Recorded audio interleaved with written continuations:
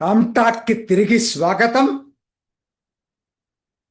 ఎట్టకేలకు జంతర్ మంతర్ జాతర ముగిసింది. ఇలా ముగియటం కొంతమందికి షాక్గా ఉంది. ఎందుకని? ఎఫ్సిఆర్ఏ ఆర్డినెన్సు ఈ పార్లమెంట్లో చట్టంగా మారే అవకాశం ఉంది. కోర్స్ ఉమర్ ఖాలిద్ షార్జీల్ ఇమామ్కి బెయిలు రాకపోవటం కూడా కంటగింపుగా ఉంది. అట్లానే ఢిల్లీ అల్లర్లలో అంకిత్ శర్మని హత్య చేసిన కేసులో తాహిర్ హుస్సేన్ని నేరస్తుడిగా కోర్టు నిర్ధారించింది. ఇక రాజకీయాల్లోకి వస్తే ఇటీవల మే ఎన్నికల్లో పశ్చిమ బెంగాల్లో తృణమూల్ కాంగ్రెస్ మట్టి గరిచింది. అంతకన్నా ముఖ్యంగా బీజేపీ బెంగాల్లో అధికారం రావటం అసలు మింగుడు పట్టలేదు. అట్లనే పినరాయి విజయన్ అధికారం కోల్పోయాడు. త్వరలో యూపీ పంజాబ్ ఎన్నికలు జరగబోతున్నాయి. అన్నిటికన్నా ముఖ్యంగా ఏంటంటే ఇంకా 3 సంవత్సరాలు మోడీనే ప్రధానమంత్రిగా ఉంటాడు. దీన్ని భరించలేని వాళ్ళ సంఖ్య కూడా బాగానే ఉంది. సో ఇవన్నీ తోడైనాయండి. ఇవన్నీ తోడే ఏమైంది? జంతర్ మంతర్లో ప్రశాంతత నెలకొనటం వాళ్ళు ఎవరికి ఇష్టం లేదు. నా పాయింట్ అది. విద్యార్థుల ఆందోళన ఏమైందో తర్వాత మాట్లాడతా. సో జంతర్ మంతర్లో ప్రశాంతత నెలకొల్టం వీరికి ఇష్టం లేదు. దాన్ని అడ్డం పెట్టుకొని విద్యార్థుల ఆందోళనలో చొరపడి బ్యారికేడ్లు తోసేసుకొని పార్లమెంటు దాకా వెళ్ళి పోలీసుల కాల్పులకి కారణభూతమైనటువంటి సంఘ విద్రోహ శక్తులు ఇందులో చొరబడ్డారు కదా.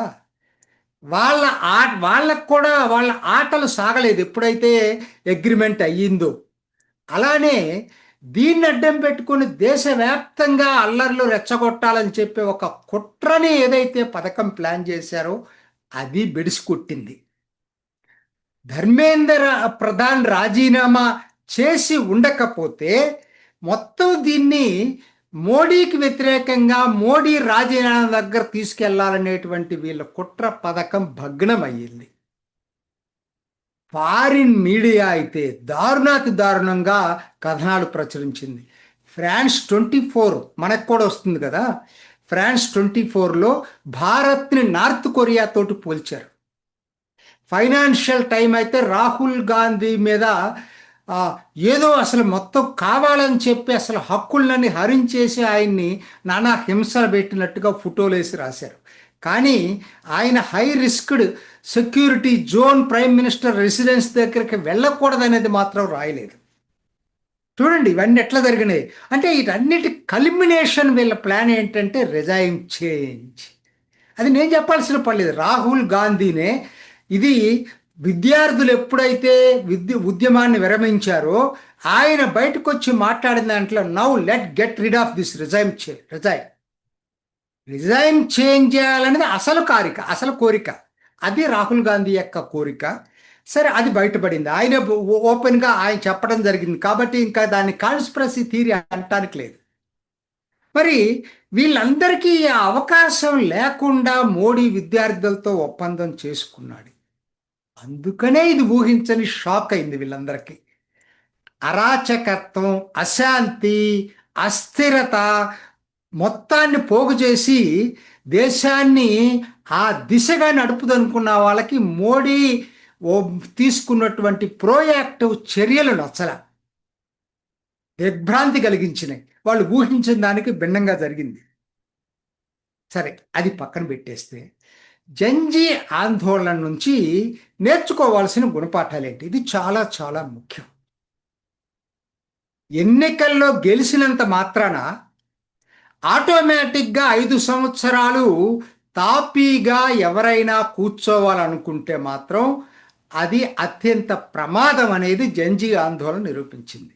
అంటే 24/7 ఎవర్ అలర్ట్గా ఉండాల్సినటువంటి అవసరాన్ని ఈ ఆందోళన చూపించింది.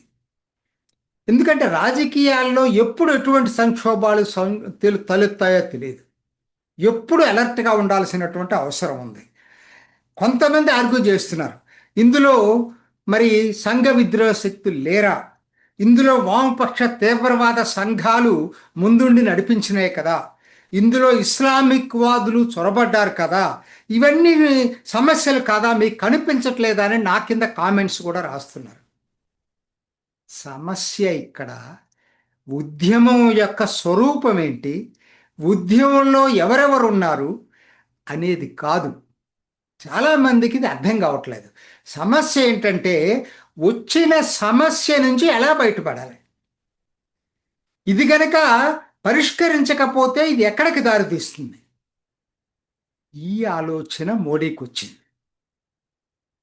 ఆయనకి ఇంటెలిజెన్స్ వర్గాల సమాచారం కూడా ఉంది, ఎవరెవరు చేరుతున్నారు దీంట్లో, విదేశీ శక్తులు ఎట్లా పనిచేస్తున్నాయి. పాకిస్తానీ హ్యాండ్లర్స్ 480 హ్యాండ్లర్స్ని బ్లాక్ చేసింది భారత ప్రభుత్వం. సో ఇవన్నీ వస్తున్నాయి, ఫారిన్ మీడియా ఎలా రియాక్ట్ అవుతుంది, ఇవన్నీ కుట్రలో భాగమే ఇవన్నీ కూడా. సో కాకపోతే ఒక మాట నేను చెప్తాను, వీళ్ళు ఎన్ని చెప్పినా ఒకవేళ పరిష్కారం కాకపోయినా take it granted, it cannot become another Bangladesh. ఎటువంటి పరిస్థితుల్లో కాదు. అంత వీక్గా రాజకీయ నాయకత్వం లేదు ఇక్కడ, అంత వీక్గా ప్రజాస్వామ్య వ్యవస్థ లేవు భారత్లో. కాబట్టి అది జరుగుండేది కాదు.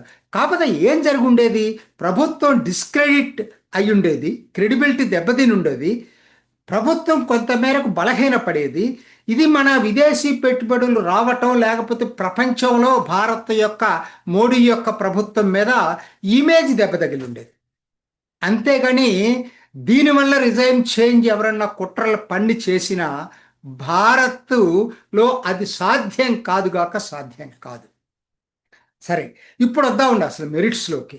అందరూ అంటున్నారు కదా, ఎందుకు నేను మొదటి నుంచి మెరిట్స్ని గురించి ఎందుకు మాట్లాడట్లేదు, విద్యార్థులు ధర్మేంద్ర ప్రధాన్ రాజీనామా ఎందుకు చేయమన్నాను, ఇప్పుడు అర్థమైంది కదా నేను చెప్పింది. అసలు మెరిట్స్లోకి వెళ్దాం. అసలు దీంట్లో ఎంత మేరకు ఈ ఆందోళనలో మెరిట్ ఉంది, ఎందుకంటే లోపాలు లేవా అంటే విద్యా వ్యవస్థలో ఎన్నో లోపాలు ఉన్నాయి. ఒక్క విద్యా వ్యవస్థలో ఏంటి, ఏ వ్యవస్థ 100% పర్ఫెక్ట్గా ఉండదండి. అసలు మీరు చాలామందికి అందరికీ తెలుసు కదా, లోపాలు విద్యా వ్యవస్థ విద్యారంగం అనేది కంకరెంట్ సబ్జెక్ట్, ఒక కేంద్రం సబ్జెక్ట్ కాదు. ఎక్కువ లీకేజీలు జరిగింది రాష్ట్ర ప్రభుత్వాలు. మరి రాష్ట్ర ప్రభుత్వాల్లో విద్యాశాఖ మంత్రులు రాజీనామా చేయమని ఎందుకు కోరరు? ఇక్కడ 10th పేపర్ లీకేజ్ అయింది తెలంగాణలో. మరి దీనికి విద్యాశాఖ మంత్రి ఎవరు? స్వయానా ముఖ్యమంత్రి రేవంత్ రెడ్డి. ఆయన రాజీనామాని ఎందుకు కోరరు? సో సమస్యలు ఉన్నాయి, నేను కాదంటలేదు. ఇది మెరిట్ ఎంతవరకు అంటే, ఒకటి వాస్తవం, ఎగ్జామినేషన్ లీకేజ్ పేపర్ వలన మానసికంగా క్షోభ అనుభవించినటువంటి విద్యార్థుల సంఖ్య కోకొలలు. దాన్ని ఎవరైనా ఒప్పుకోవాలి, సమస్య లేదంటే కరెక్ట్ కాదు. కానీ సమస్యకి పరిష్కారాలు తెలియదు వీళ్ళకి. ఊరికినే ధర్మేంద్ర ప్రధాన్ రాజీనామా చేయాలి. సెలబ్రిటీస్ ఉన్నారు మధ్యలో, ఎక్కువ వాళ్ళు దూరారు దీంట్లో. ఏంటంటే విద్యార్థుల ఉద్యమానికి మద్దతు, వాళ్ళెవరికి అసలు నీట్ అంటే ఏంటో కూడా తెలియదు. అంటే ఒక్కొక్కసారి సమస్య తెలియాల్సిన పనిలా ఒక క్రేజ్గా మారిపోద్ది. ఈ ప్రమాదం జంజీ ఆందోళనలో ఎప్పుడూ ఉంటుంది, గుర్తుపెట్టుకోండి, ఎప్పుడూ ఉంటుంది. నిజానికి ఇది ఫస్ట్ 20-25 రోజులు అసలు లేదు కదా, ఎవరు వచ్చారు, వందల్లో ఉన్నారు, అందుకని ఎవరు పట్టించుకోలేదు, ప్రభుత్వం కూడా పట్టించుకోలేదు. 20వ తేదీ ఆందోళనకి ముందుగా ప్లాన్ చేసి దేశం మొత్తం మీద నుంచి రప్పించుకొని, ఈ లోపల యాంటీ సోషల్ ఎలిమెంట్స్ దీంట్లో చొరబడి దీంట్లో అశాంతి క్రియేట్ చేశారు. తప్పని పరిస్థితుల్లో పోలీసులు లాఠీ చేయాల్సిన పరిస్థితులు వాళ్లే క్రియేట్ చేశారు, యాంటీ సోషల్ ఎలిమెంట్స్ చేరి. అక్కడి నుంచి స్వరూపం మారిపోయింది. అప్పటిదాకా అసలు ఇది పెద్ద ఉద్యమమే కాదు, మెరిట్ కూడా ఏ మేరకు. ఎందుకంటే ఎప్పుడు మెరిట్లోకి వస్తుందంటే, విద్యార్థుల సంవత్సరం పోయిందనుకోండి, దానివల్ల రాష్ట్రాల్లో పోయినాయి చాలా, కానీ అలా కాదే, కేంద్రం వెంటనే దాన్ని క్యాన్సిల్ చేసి రీఎగ్జామ్ జరిపి రిజల్ట్స్ కూడా తెప్పించింది. కాబట్టి ఒక్కసారి వాళ్ళు ఏదో మొత్తం అసలు గగ్గోలు పెట్టాల్సినటువంటి పరిస్థితి లేదు. సంస్కరణలు కావాలని డిమాండ్ చేయటం వేరు, కానీ మెరిట్లో జరగవు అన్నీ కూడా. ఎప్పటికప్పుడు రాజకీయాలు ఎట్లా ఉంటుంటే, అవి ఎప్పటికప్పుడు ఎలా వస్తాయో చూసి స్పందించాల్సినటువంటి అవసరం ఉంది. ఇదో పెద్ద గుణపాఠం. జంజీ ఆందోళన మెరిట్ 50%, వాస్తవానికి హైప్ 50%, మిగతా హైప్. రెండోది యాంటీ సోషల్ ఎలిమెంట్స్ జారటం వాస్తవం, నిజం. ఎవరన్నా దానికి కాదంటే మాత్రం ఇది కాదు. అందుకనే ఎవర్ట్ చేయటానికే దీన్ని ఇంకా ముందుకెళ్ళి యాంటీ సోషల్ ఎలిమెంట్స్ చేతిలోకి వెళ్లకుండా చేయటానికే మోడీ సత్వర పరిష్కారాన్ని కనుగొన్నాడు. కాబట్టి దీంట్లో గుణపాఠం నేర్చుకోవాల్సింది ఒకటే, దీనికి సొల్యూషన్ లేదు. జంజీ ఎప్పుడు ఇట్లానే మాట్లాడుతూ ఉంటుంది. ఎప్పుడు ఇది ఒక్కసారి పేలుతుందనేది ఎవరు చెప్పలేము. ఆ పేలినప్పుడు వెంటనే ప్రోయాక్టివ్గా స్పందించి వెంటనే రాజకీయ నాయకత్వం చర్యలు తీసుకోగలిగితే అది అణిగిపోతుంది. కాబట్టి ఇది ఒక గుణపాఠంగా తీసుకోవాలా.